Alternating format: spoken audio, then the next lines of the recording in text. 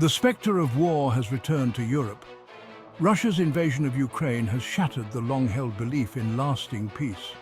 This aggression has sent shockwaves across the continent. It has forced nations to re-evaluate their security.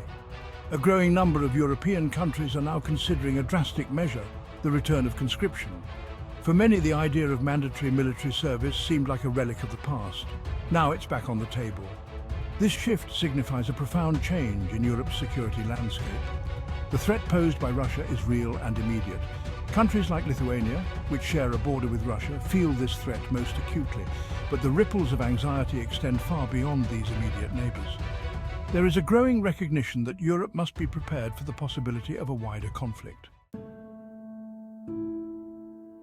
For decades, the idea of a major war in Europe seemed unthinkable. The fall of the Berlin Wall and the collapse of the Soviet Union ushered in an era of relative peace and stability. Many believed that large-scale conflicts were a thing of the past. This sense of security led many countries to scale down their armed forces. Conscription was abolished in most of Europe. Armies became smaller and more professionalized. However, Russia's actions in Ukraine have exposed the fragility of this peace.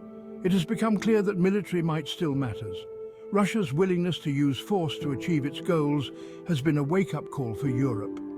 The invasion has shattered the illusion of a post-Cold War order.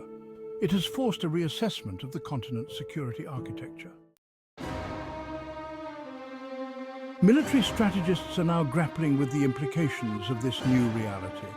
The old assumptions about warfare are being challenged. The nature of conflict is changing rapidly. Cyber warfare, disinformation campaigns, and hybrid threats are now central to any strategic calculus. Europe needs to adapt its military strategies for this new era. The days of large-scale conventional warfare may be over, but that doesn't mean that war itself is over. We need to be prepared for a more fluid, unpredictable, and dangerous security environment. His words resonate deeply in defense ministries across the continent. The need for a more agile and adaptable military is becoming increasingly clear. Section 4, leading the charge, Latvia and Norway. Some countries are not wasting any time in bolstering their defenses. Latvia, which shares a border with Russia, reintroduced conscription in 2021. The move was a direct response to Russia's increasingly assertive posture in the region. Latvia's decision highlights the sense of urgency felt by countries on the front line of Russia's aggression. Norway, another country with a long border with Russia, followed suit. It expanded its conscription program to include women in 2016. This decision reflects a growing recognition that modern warfare requires the participation of all citizens, regardless of gender. These countries are setting an example for others to follow. Their actions are a testament to the seriousness with which they view the current security threat. The return of conscription in these countries is a clear signal to Russia that Europe is prepared to defend its values and its territory. As a Norwegian conscript, I can tell you that the decision to include women in the program was a significant step. It showed that our country understands the importance of unity and readiness. We train together, we learn together, and we stand together. This inclusivity is what makes our defense stronger and more resilient. In Germany, we've seen a lot of discussions about updating our defense strategies. While conscription hasn't been reintroduced, there's been a significant push towards voluntary military service. This approach allows us to build a capable and motivated force without the need for mandatory enlistment.